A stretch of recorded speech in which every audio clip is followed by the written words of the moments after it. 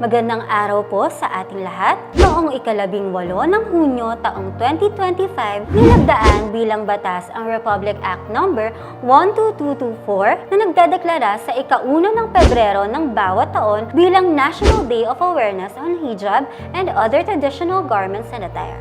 Ang batas na ito ay isinulong ni Senador Robin Hood Padilla upang itaguyod ang respeto, pagkakaunawaan at pagpapahalaga sa iba't ibang kultura at relihiyon sa Pilipinas.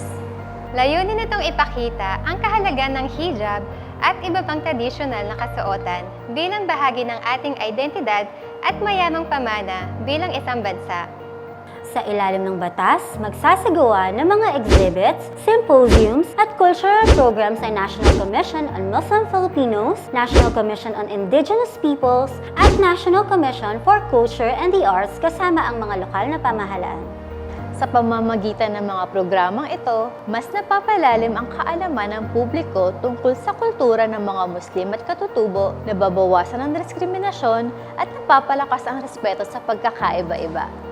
Dahil dito, mas nagiging bukas ang lipunan sa pag-unawa at sa pagtanggap sa bawat komunidad. Sa pamamagitan ng Republic Act No. 12224, pinapalakas natin ang isang lipunan na bukas sa pagkakaiba. At sama-sama nating itinataguyod ang pagkakaisa sa kabila ng ating mga pagkakaiba. Isang hakbang ito tungo sa mas inklusibo, mapayapa at makatarungang Pilipinas.